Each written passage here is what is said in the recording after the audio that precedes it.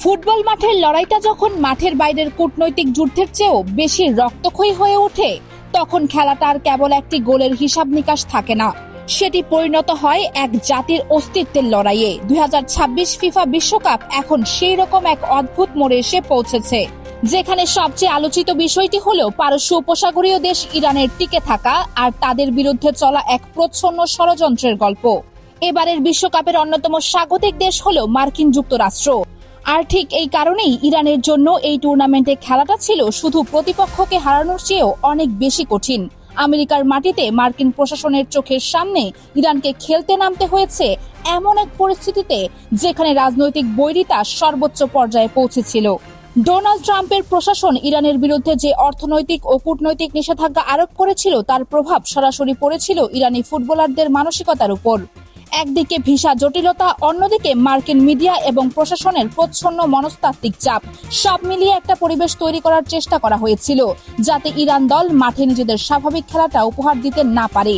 মূল উদ্দেশ্য ছিল বিশ্বমঞ্চে ইরানকে ক্ষুণ্ণ করে দেখানো, যাতে তাদের মাথা নিচু করা যায়। কিন্তু ক্রীড়াবিদদের মনস্তত্ত্ব সম্পর্কে যারা এই ষড়যন্ত্রটা করেছিল তারা হয়তো একটা বিষয় বুঝতে পারেনি, চরম প্রতিকূলতার মধ্য দিয়ে যারা বড় হয় তাদের মানসিক বলিষ্ঠতা সাধারণ পরিস্থিতির চেয়ে অনেক বেশি শক্তিশালী হয়। ইরান তাদের প্রথম ম্যাচে 2 গোলে ড্র করেছিল এবং দ্বিতীয় ম্যাচে গোল 0 ড্র করেছিল। সাধারণ অঙ্কের হিসাবে এটিকে হয়তো গড়পড়তা পারফরমেন্স মনে হতে পারে, কিন্তু গভীরভাবে বিশ্লেষণ করলে দেখা যায় মার্কিন মাটিতে প্রচন্ড রাজনৈতিক চাপের মধ্য দিয়ে ড্র করে টিকে থাকাটাই ছিল ইরানের জন্য বিশাল একটি অর্জন। তারা মাঠে নেমেছিল একটা দেয়াল হয়ে, যা ভেঙে ফেলার ক্ষমতা প্রতিপক্ষের ছিল না। আর এভাবেই তারা এখন গ্রুপ জি-তে নকআউট পর্বের দোরগোড়ায় এসে পৌঁছেছে। এখন চলুন গ্রুপ জি এর বর্তমান গাণিতিক সমীকরণটা পরিষ্কার করে দেখি। এই মুহূর্তে মিশর 2 ম্যাচ খেলে 4 পয়েন্ট নিয়ে টেবিলের শীর্ষে রয়েছে। তাদের ঠিক নিচেই 2 পয়েন্ট নিয়ে আছে ইরান এবং বেলজিয়াম, আর সবার শেষে 1 পয়েন্ট নিয়ে পিছিয়ে আছে নিউজিল্যান্ড। এই পয়েন্ট টেবিলটি দেখলেই বোঝা যায় যে এখানে কোনো দলই এখনো নকআউট নিশ্চিত করতে পারেনি। এটি একটি ওপেন গ্রুপ, যেখানে শেষ ম্যাচের ফলাফলের উপর নির্ভর করে টেবিলের ক্রম সম্পূর্ণ উল্টে যেতে পারে। কিন্তু ফুটবল শুধু মাঠের গোল দিয়ে খেলা হয় না, এর পেছনে কাজ করে অদৃশ্য কৌশল আর মানসিকতা। আর ঠিক এখানেই এসেছে সেই মুহূর্তটি যা ইরানের জন্য এক বিশাল সুসংবাদ হিসেবে দেখা দিয়েছে। আগামীকালের শেষ ম্যাচের ঠিক আগে মিশর শিবিরে এসেছে এক ভয়াবহ খবর। তাদের রক্ষণভাগের 2 প্রধান স্তম্ভ, যারা পুরো টুর্নামেন্টে দলকে পেছন থেকে টানছিল, তারা গুরুতর ইনজুরির কারণে এই ম্যাচে মাঠে নামতে পারছেন না। ফুটবল বিশ্লেষকদের মতে কোনো দলের মূল ডিফেন্ডাররা যখন শেষ মুহূর্তে বাদ পড়ে তখন সেই দলের রক্ষণাবস্থায় যে ফাঁকা তৈরি হয় সেটি প্রতিপক্ষের জন্য সোনার সুযোগ হয়ে দাঁড়ায়। মিশরের এই ইনজুরির সমস্যার পেছনে একটি মনস্তাত্ত্বিক কারণও কাজ করেছে বলে ধারণা করা হচ্ছে। মিশর এখন টেবিলের শীর্ষে থাকায় তাদের মধ্যে একটা ভয় কাজ করছে। তারা জানে ইরানের বিরুদ্ধে ড্র করলেও তারা নকআউটে যেতে পারবে, কিন্তু হারলেই বিদায়। এই ড্র করলেই হবে মানসিকতাটা অনেক সময় মারাত্মক হয়ে দাঁড়ায়। খেলোয়াড়রা মাঠে নিজেদের স্বাভাবিক ছন্দ হারিয়ে ফেলে, প্রতিরক্ষাত্মক মানসিকতায় চলে যায়, আর এর ফলে প্র্যাকটিস সেশনে বা ম্যাচের আগের পরিস্থিতিতে অস্বাভাবিক চাপের কারণে ইনজুরির ঝুঁকি বহুগুণ বেড়ে যায়। এর ঠিক বিপরীত চিত্র দেখা যাচ্ছে ইরান শিবিরে। ইরানের ক্ষেত্রে পরিস্থিতিটা একদম উল্টো। তারা জানে তাদের জেতাই ছাড়া উপায় নেই। এই ব্যাক টু দ্য ওয়াল বা পিচ দেয়ালে ঠেকে যাওয়া অবস্থা থেকে খেলার সুফলটা ইরান পেতে শুরু করেছে। সবচেয়ে বড় খবর হলো ইরানের সেই 2 মহারথী, প্রধান স্ট্রাইকার এবং মাঝমাঠের মূল প্লেমেকার, যারা আগের ম্যাচে ছোটখাটো চোটের কারণে শতভাগ ফিটনেস দিতে পারেনি, তারা এখন সম্পূর্ণ সুস্থ হয়ে দলে ফিরেছেন।